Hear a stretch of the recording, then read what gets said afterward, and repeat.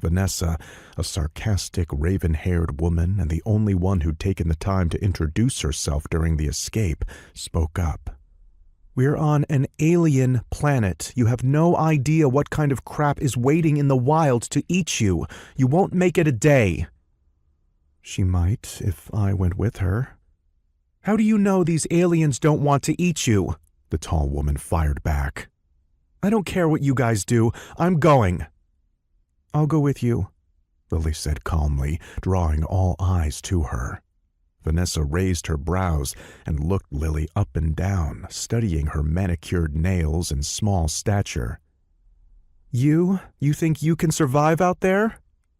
Lily frowned. She was used to people underestimating her. It didn't bother her anymore. All that mattered was that she knew what she was capable of. "Probably. We're not going to thrive. It'll be tough, but I know enough to survive." She glanced back into the woods and spoke aloud, more to herself than to the group.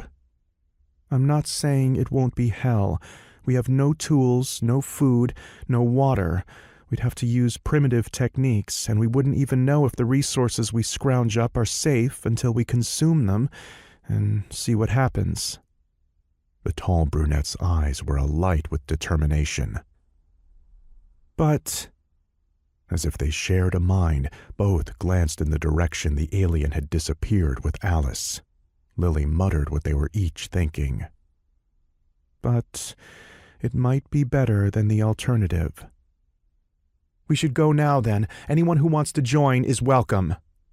Lily nodded, and they both began making their way toward the tree line.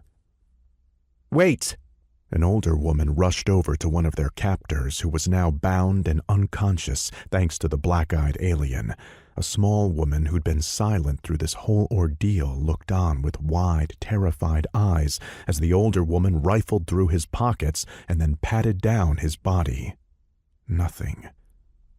The small woman with deep brown corkscrew curls and wide amber eyes hurried over to a discarded metallic weapon. She rushed to Lily with the weapon outstretched as if she wanted her to take it. Lily eyed the silver object, a cross between a cattle prod and a taser. She wanted to take it.